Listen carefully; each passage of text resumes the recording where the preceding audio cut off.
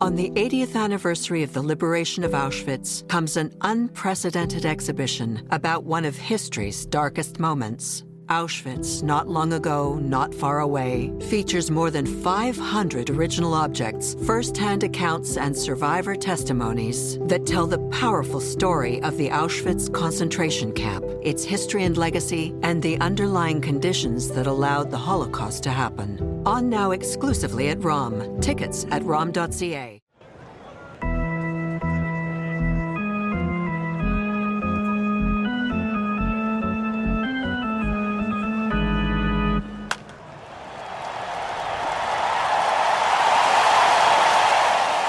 Hey everybody, we're the Menschwarmers. I'm Jamie. I'm here with my co-host Gabe. Gabe, how you doing, buddy? Living the dream one day at a time.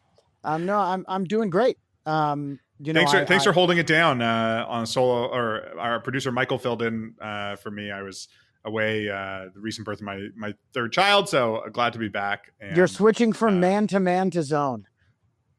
It is complicated math. 2 parents and 3 children is it's a bit offset. So, but I thought when by the time your 6-year-old or 5-year-old is just doing the parenting the younger ones for you. That's a nice idea. Would that it were so simple. She still needs parenting of her own. It turns out. Anyways, lots of tumult in the Hirsh household right now, but good things going on. Yeah, well, 2 Mazel-tovs. One, not only was your child born, but only a few days after you celebrated a birthday of your own. What are you, 23, 24? A little older than that, but so I wanted to mention, I did not know. I'm born on August 3rd. I share a birthday with Tom Brady, one of the greatest quarterbacks of all time. Not Jewish, obviously, but someone I didn't know that I share a birthday with is legendary NFL and CFL head coach Marv Levy, who just turned 100 years old. Can you believe that? He was born on August 3rd, 1925. 1925. So he could have served in World War II. Yeah, could have and did. And did. Okay. He was a meteorologist with the Army, with the Army Air Force, I believe. Oh, one of the Jewish Army jobs. A meteorologist. Sure. I'm kidding. From what I read, he wasn't deployed. Then there he are had lots of deployed Jewish soldiers who have fought heroically in many theaters. It's pretty amazing. Operating he got a job theaters mostly, but other theaters too. He started coaching in the collegiate ranks at Coe College in 1953, and continued on coaching, pretty much every year until 1997. He was, of course, the coach of the 4 Buffalo Bills teams that made the Super Bowl and did not win. He also won 2 Grey Cups with the Alouettes, I believe, as the head coach, which is pretty cool. He is both in the Pro Football and Canadian Football Halls of Fame, and he just turned 100 years old, which is amazing. That is amazing. It reminds me of, he's not the only Jewish successful Montreal Alouettes coach. Right after he, I think, gave up the reins to 5-time Grey Cup winner Mark Trestman. Yeah, that's right. Also a successful NFL coach in his time. Well, he was an NFL coach. He was an NFL coach. He was a successful NFL coordinator. Yeah, I don't think Trestman would have been right after him, but he was. He did win 3 Grey Cups. Yeah, he won 3 Grey Cups with the Alouettes. That real I think success. At least one in Toronto too. Oh yeah, I like the idea of if you do really, really well in the CFL, like theoretically there's an NFL job for you, and it's very few people who have gone on to that sort of success. And I think there's maybe more, not exactly parity, but there was more. Football was more fluid back then. Pro football was more fluid back then. So the idea of Marv Levy being able to go from a good 5-year run in the CFL to what became like a 25-year career in the NFL as a coach and GM is pretty amazing. So it is pretty amazing. I think there's some more player movement because it's a bit of a different game. But there are some Canadians who grew up playing Canadian football and then made the NFL. That said, it is not yet football season.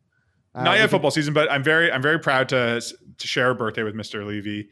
And again, we're reaching a century. I'm very impressed by longevity. So anyone who makes it to 100 years old, he's obviously an incredibly accomplished person. He's had a great career, and making it to 100, cherry on top. Birthday twins are like a very good thing to have. For a long time, my most my most successful and bragworthy birthday twin, this is not a joke, was P. Diddy. And I can no longer tell people he was born on the same day as me anymore. Unfortunately, your other, I don't know, claim to fame, but your birthday falls on the date of the assassination of Yitzhak Rabin, which is I wasn't going to mention that. Quite an ignominious thing.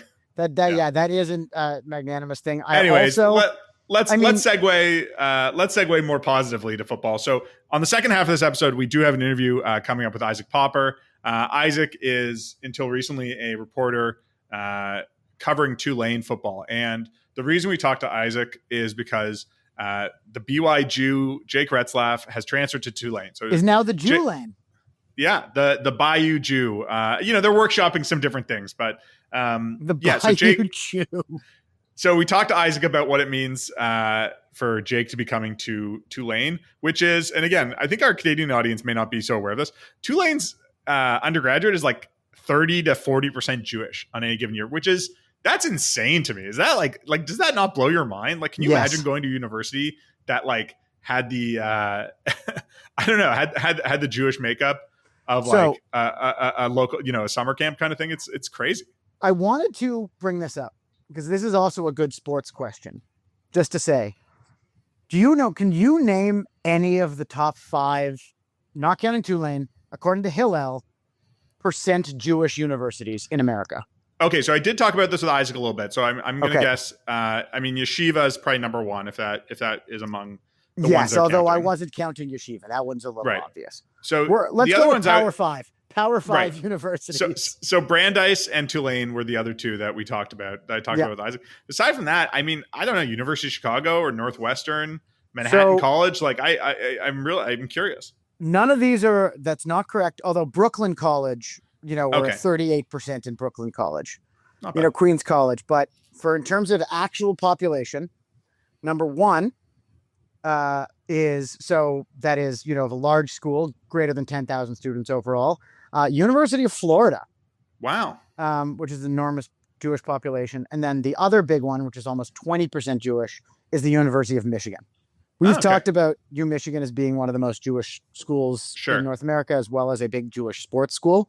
Sure. But here's hoping that Retzlaff can make the green wave sort of relevant and competitive, as the money it generates will likely be funneling back into the programs at the university. Yeah, so let's talk a little bit about how he got there. I mean, it's a bit I don't know if say sorted is the right word, but basically it's not a shanda. Well, I don't know exactly. It's hard to discern. You're the somebody lawyer. accused. Jamie, by the way, for you, so he is a lawyer. So this is an official legal opinion. You are getting free legal advice. You can tell the Law Society of Ontario. Don't do that. Don't do that. Yeah, fine. I've never actually had to make this disclaimer on the podcast before, but none of what I am saying is legal advice for anyone involved at any point in time. If you want legal advice, contact the Law Society. Or anybody else but me. Okay, here's what happened. There was an accusation and a civil lawsuit that was commenced against Jake Retzlaff, accusing him of sexual assault.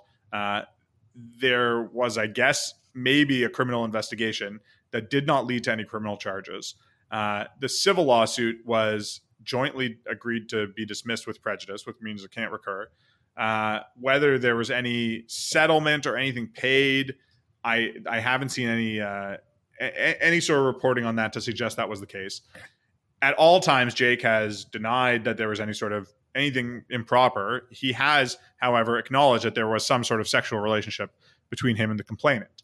So again, based on all the reporting, based on everything we know, there was no credible claim of assault. Certainly nothing that would trigger criminal charges, and the lawsuit was dismissed pretty quickly. Which again, without knowing more, the details is hard to say, but suggests that there was some quick resolution of it that didn't involve any sort of settlement. However, he played at Brigham Young University, which is, of course, a Mormon school. Mm-hmm. And they are pretty strict, from what I understand, about premarital sex.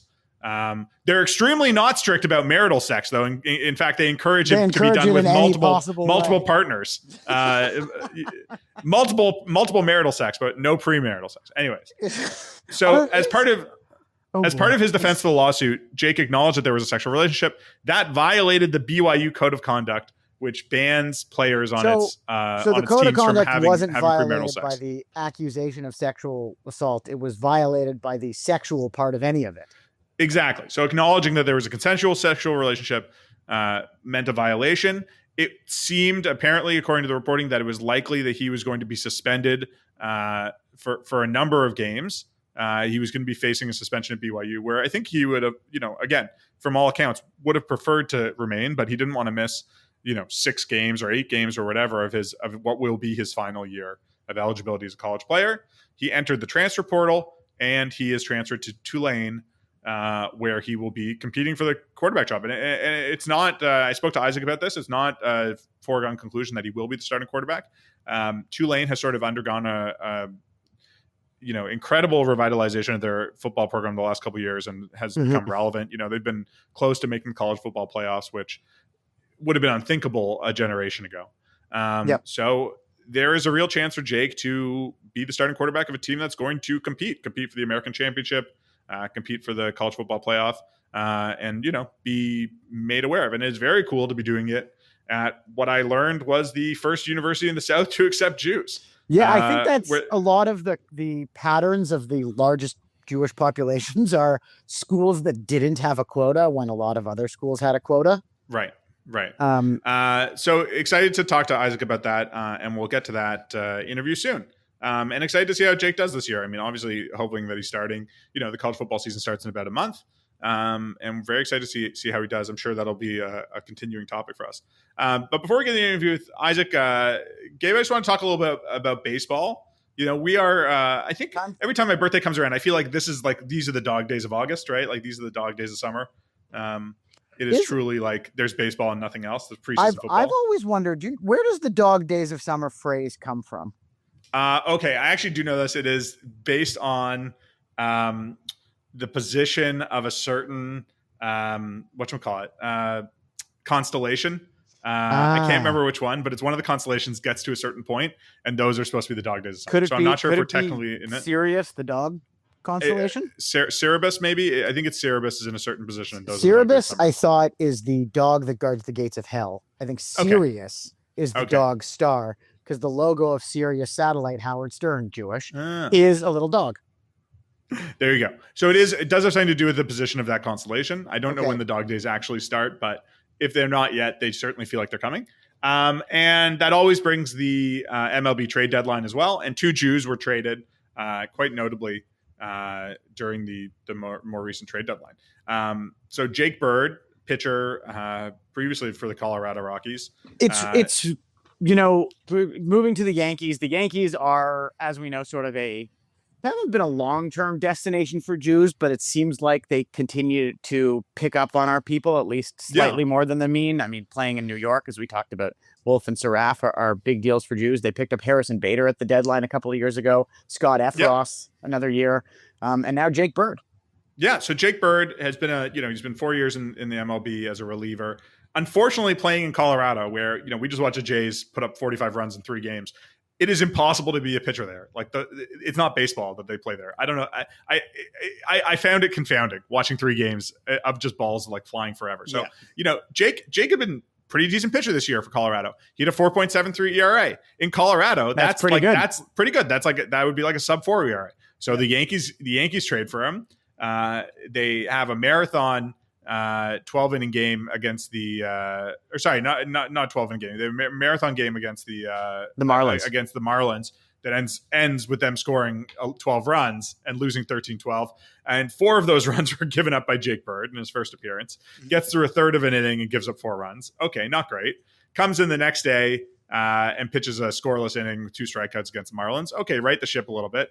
But then comes in against Texas in their first game against the Rangers and promptly gives up a walk-off home run, a walk-off three-run home run, and is then cut. And that is like an insane week to have. So it is. So one thing, he is still under contract. He had an option left. So he was sent to the minors. He's still early in his career, and he's still got a couple more years of team control. So he was optioned to the minors, which means they can call him back at any time. It's not the end of his season, and they still retain his rights. Aaron Boone mentioned after his demotion that it's just to get his confidence back a little bit, and he'll be back. Yeah. So again, it may just be the case that, well, he pitched 3 games in 4 days. Like they're probably not going to be able to use him for a few days. Yeah, I agree. You gotta send him down and give some time. He will be back. He will be back. But pretty sad start for his Yankee career. We'll see how it goes for Jake Bird. And the other player who got traded was Harrison Bader. Harrison Bader, formerly of the Yankees. More recently, formerly of the Minnesota Twins, where he's having a pretty solid year. He's hitting 260, 12 home runs and 10 stolen bases with the Twins, and playing, I think significantly above average defense, all 3 outfield positions. Gets traded to the Phillies, who are one of the best teams in baseball. Absolutely going to be competing for a playoff bye. They're leading the NL East right now, and I don't. For those who may not remember, last year as a member of the Mets, Harrison Bader was wearing a Star of David belt buckle during games. Yeah. He like Alex Bregman, likes to rep the people. Bregman, with the Star of David on his hat and Bader on his belt. He is I think, somewhat distantly related to Ruth Bader Ginsburg. And I believe they are like the same Bader from 8 generations above or something. That's very cool. So it's not like totally out of it. It's he's got some more Jewish connection than we think, just also being Jewish. Yeah, born in Bronxville, pretty Jewish community guy. So as I understand it, there are plenty of Jews in Philadelphia and plenty of Jewish Philly fans. I've told this story cheering him on about Harrison Bader before, but my cousin's family from New York, my dad is from New York. They're huge Mets fans. And when the Mets traded for Harrison Bader, my cousin told me that the first thing she and her brother did is try and figure out what camp he went to. Grew up in Scarsdale. They're all Westchester. They're from Westchester. They went to Westchester High. Bader was from Scarsdale. They're the same age. What camp did he go to is the first question when a Jewish player gets from your town, makes the majors. That's great. Well, he's gotten into 5 games with the Phillies. I think he pretty much slots in as their regular center fielder, more or less. Going forward, certainly defensive replacement on games where he's not playing. He did hit a homer, and he was going to be someone to watch during the playoffs because the Phillies are almost certainly going to make it. But going down south a little bit, I just want to check in on a few other Jewish players. We've talked about Kevin Pillar, who was with the Texas Rangers earlier this year and retired. But the Rangers now have picked up Rowdy Tellez and are starting Jock Peterson, who's back from injury. Jock's back, and is he back, baby? Yeah, so he hit a home run against the Yankees to tie the game in that game that Jake Bird ended up losing. And Rowdy was big in that series as well. Had a hit in the 2-0 win. Sorry, had a hit in the 2-0 Texas win over the Yankees that scored both RBIs, and so he essentially won one game. Jock tied up another one. Jake Bird blew a game, and it was a pretty Jewish series between the Yankees and Rangers this year. So we'll see whether Texas ends up making the playoffs. They're sort of on the outside looking in, but they've been trending in the right direction. Yeah. They are a game and a half back of the Yankees now for the last wild card spot as of the time of this recording. And it's going to be, it's going to be tight. It's going to be tight in terms of winning. They're going to compete for the division. The Astros have sort of fallen off.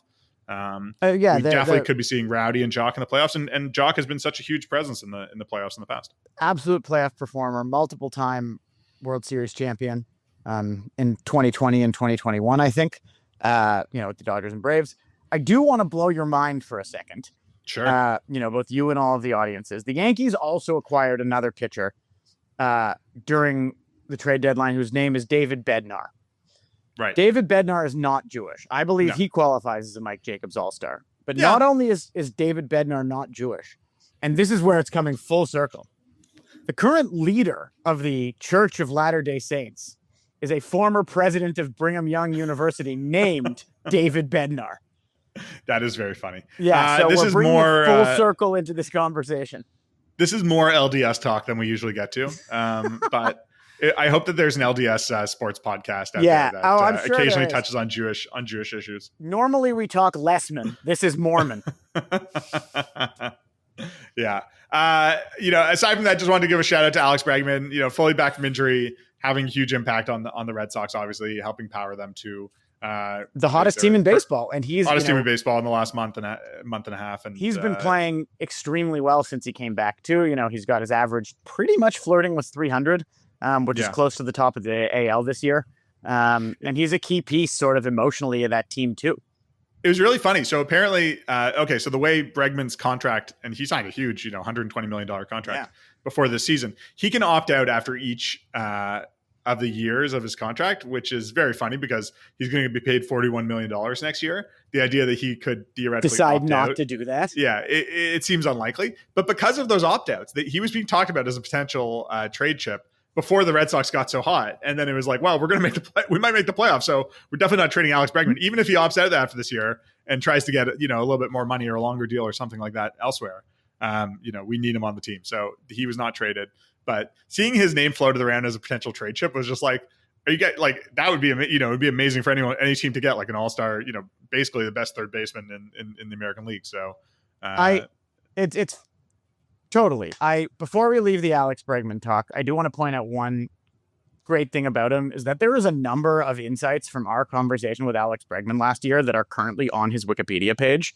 So if you ever want to go to Alex Bregman's Wikipedia page and look at a bunch of stuff about him being Jewish, a lot of the footnotes lead to our podcast. So we've done a lot of his crucial personal life section journalism for you on the Wikipedia section of Alex Bregman. We're fighting against Wikipedia's anti-Semitic bias, one baseball player at a time. One baseball player at a time. Should we? Let's go now. Let's go now to the interview with Isaac Pulver.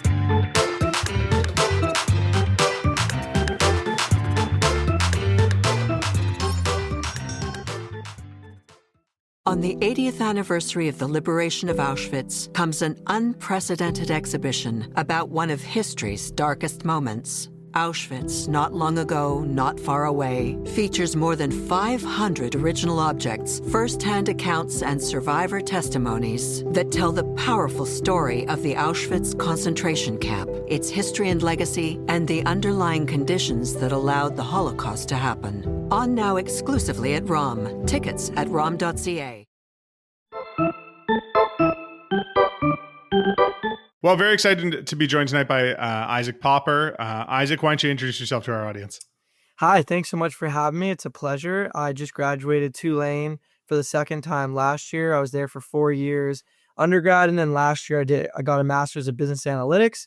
I covered Tulane football the last 2 years. Last year for the NIL Collective, Fear the Wave. Oh. And I also worked on the ESPN Plus broadcast on a variety of sports while at Tulane. Great.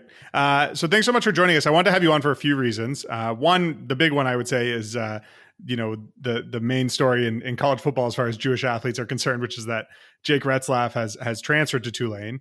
But before we get to that, I want to just a little bit of background here because I'm Canadian. Many of our listeners are. I follow college football pretty religiously.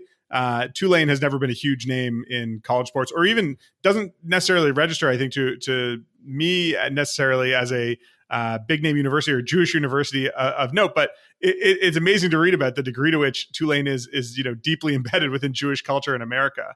So I guess I just want to talk to you about that first, about just, how, do you have some sense of how Tulane came to be this sort of, Jewish destination, in the South, as far as university goes? It's definitely, it seems to be the most Jewish. Yeah, so they were the first institution in the South to admit Jews. Oh, wow. Way back when. And then it's overcome a recent growth over the last maybe decade or two, where word of mouth, it's a lot of Jews from the Northeast, New York, Boston. There's also a big hub from Chicago as well.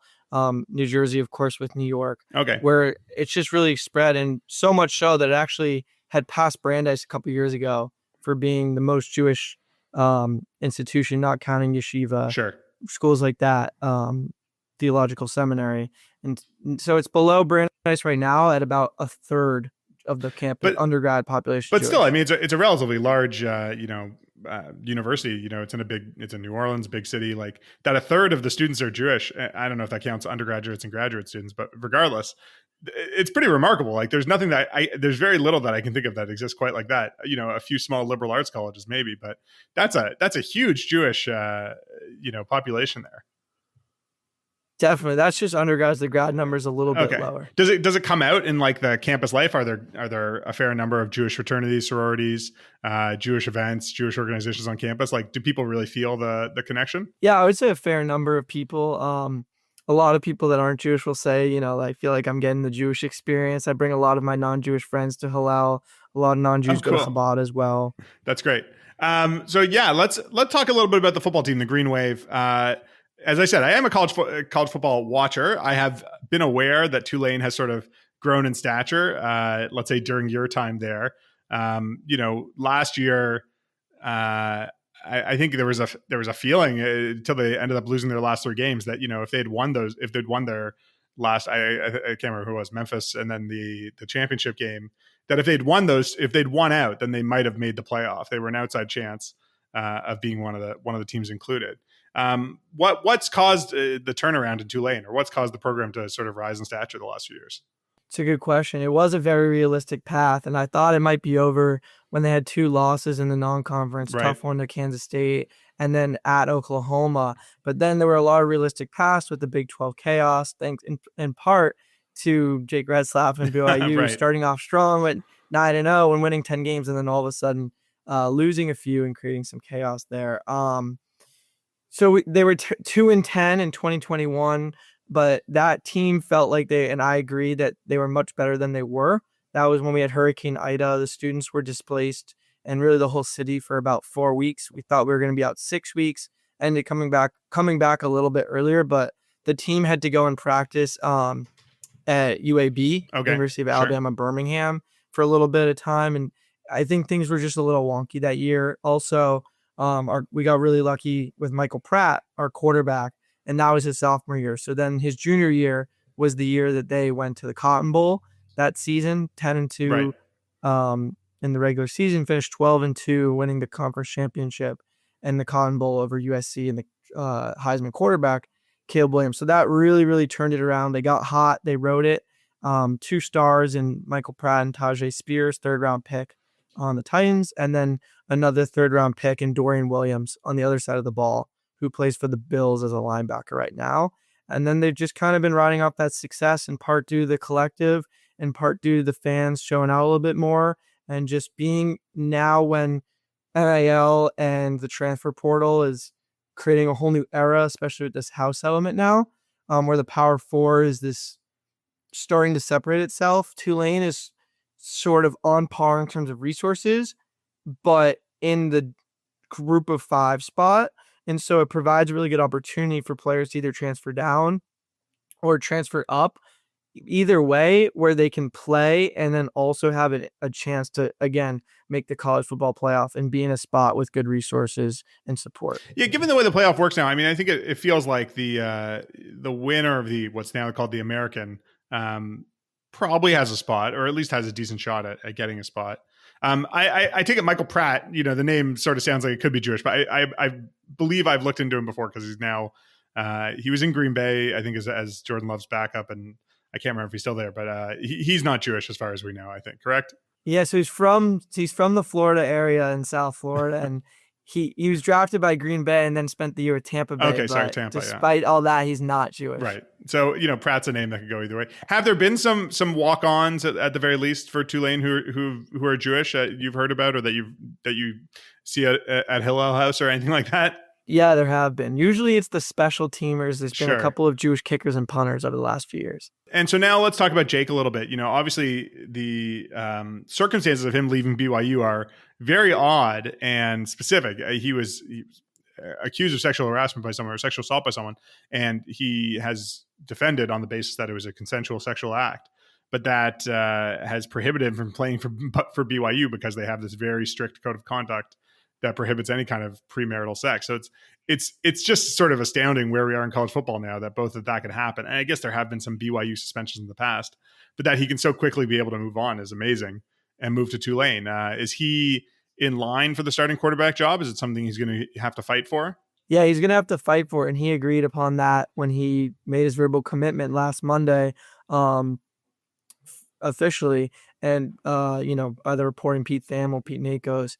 So Tulane's in an interesting position. They had Michael Pratt for 4 years, arguably the best player to ever play for Tulane, Okay. at least in terms of accomplishments. It's arguable for me, he's the Tulane GOAT, pretty clearly. Okay. Then Darian Mensah last year was a really, really good quarterback in his first year.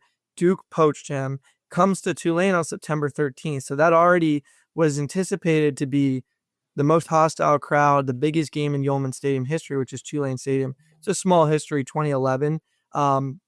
Or 2015 it was actually created, so not that long, about 10 years, but still supposed to be the biggest game in the last decade for Tulane, and they've been, at least regular season game, not including the Cotton Bowl. Okay, sure.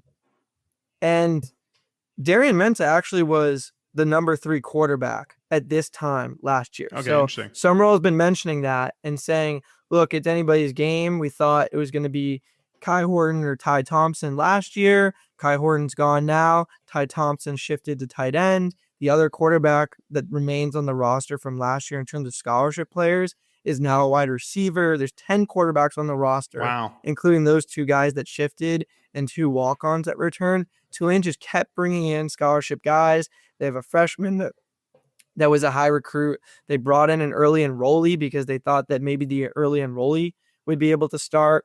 And then they ended up bringing in Brendan Sullivan, who started 3 games from Iowa last year. Mm-hmm. They brought in one of the top, I think it was MAC freshman of the year, and Caden Samansa from Ball State. Donovan Leary, the brother of Devin Leary, who was drafted from NC State. Okay. And then they had TJ Finley, who's not with the team anymore, who's played on a bunch of schools, Auburn, LSU included. And so now they've got Jake Retzlaff, and there's so many guys. So it's really a 3-man battle right now between Samansa, Retzlaff, and Sullivan. Sullivan probably being the real competitor there from Iowa, previously played at Northwestern. Interesting. It is, I got to say, as someone who's been watching college football for the last 25 years, it is so weird right now. Like, do people feel like things are odd because of the way the transfer portal is working, because of NIL deals? Like, all of it is just so bizarre that there's so many quarterbacks competing for a job, that there's so much transferring that, it almost, I was just gonna say, like, it almost gives, I think, schools like Tulane or teams like Tulane, an advantage in that they can be a place where somebody doesn't have to finish their college career. Like, that almost seems like an advantage of, instead of being on the bench for 2 years at a Power 5 school, you can play for you might be able to play for 2 years at Tulane and then transfer somewhere. I feel like that might be difficult for fans to have to watch, become a, Montreal Expos type team, a training ground, and then have people go off. But it just seems like that's the world now, that there's going to be guys coming and going every year and competing for jobs. And, if it doesn't work out, go hang your hat somewhere else. Yeah, I think it's definitely a turnover machine right now across the whole landscape of college football, happening in basketball as well. Look, John Summerall's trying to recruit guys that are going to stay here, but he's realistic every year. That's how he coaches. He tells the guy, look, this is where I see you. If you want to stick it out and try to earn your spot, go for it. But this is where I see you on the depth chart, and players can do with that information what you want. I was smiling because I actually just got a follow from Jake Retzlaff on Twitter. Great. Which is pretty rare because he only follows under 400 people. That's great. Well, I think maybe the coaching staff at Tulane needs to focus on getting some Jewish athletes then, because they'll have this natural synergy between the fan base, a largely Jewish fan base. And, Jake Retzlaff signed that NIL deal with Manischewitz last year, which, a little bit of joke, but also, pretty significant that, he's taken on this mantle as a Jewish athlete. I assume that that's going to be part of the draw at Tulane, or maybe part of the reason he came to Tulane as well. Obviously, good football fit, but, being able to play for such a natural audience, I think has to come into account as well. The fans are pumped, and I do hope and think that this will serve as a model for other football players. There's been a lot of Jewish players who have come in different sports. Sure. Not necessarily as high profile tennis player, bowler, but those types of sports. I think this will serve as a model for football. That's really cool. Well, if the Chabad House hosts some sort of Mardi Gras parade, we're happy to take an invite next year and join the revelry in Tulane. It's a great city to be in, and it must be a great time watching football there. Yeah, it's a great city, and I hope to see Jake at Hillel and Chabad. He worked with Tulane Hillel this year. Actually spoke at a Robert Kraft Foundation, the Foundation to Combat Anti-Semitism event during Super Bowl week, where he spoke alongside Leonard Fournette, Nancy Lieberman, a couple of other really notable names. That's great. In the sports world as a Black Jewish Unity event.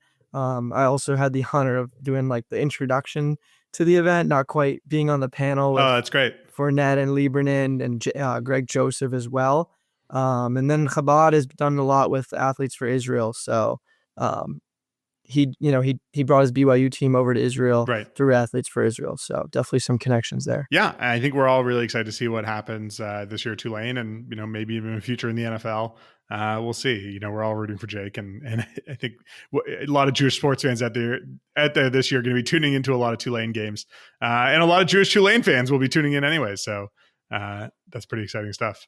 Isaac, thanks so much for joining us. Really appreciate your time. Thanks so much for having me.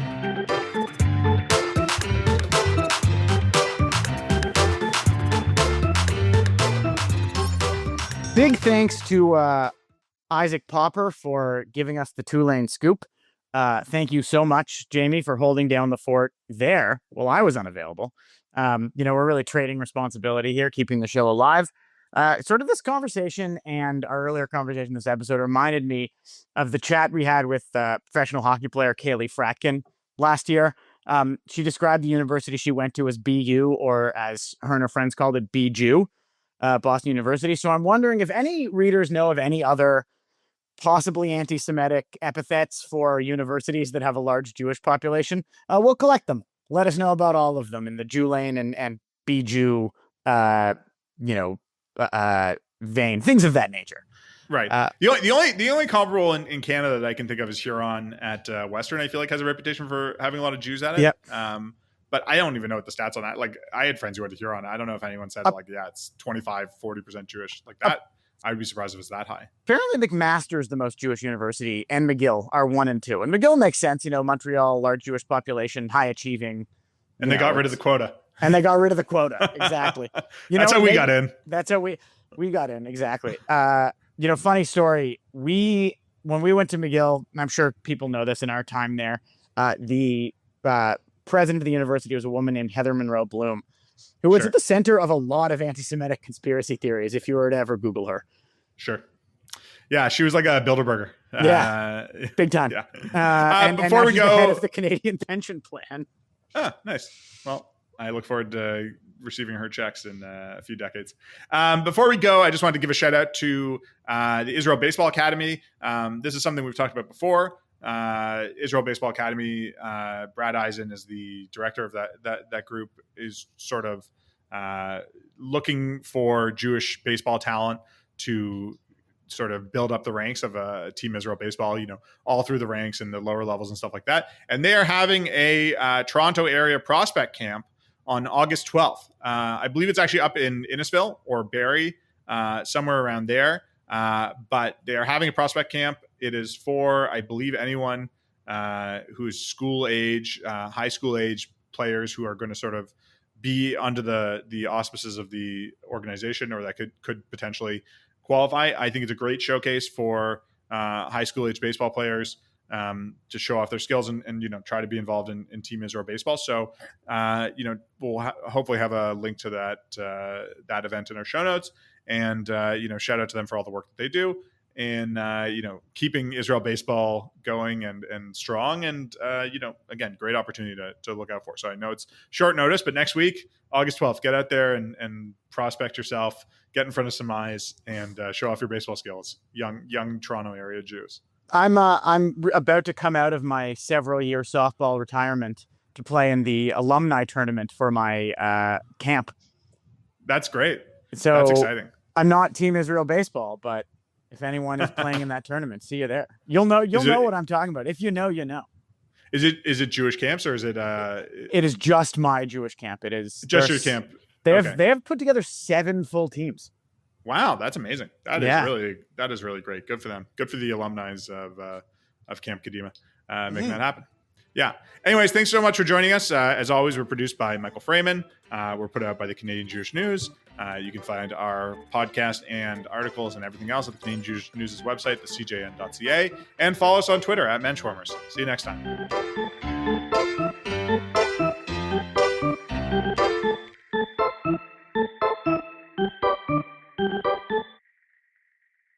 On the 80th anniversary of the liberation of Auschwitz comes an unprecedented exhibition about one of history's darkest moments. Auschwitz, Not Long Ago, Not Far Away, features more than 500 original objects, first-hand accounts, and survivor testimonies that tell the powerful story of the Auschwitz concentration camp, its history and legacy, and the underlying conditions that allowed the Holocaust to happen. On now exclusively at ROM. Tickets at rom.ca.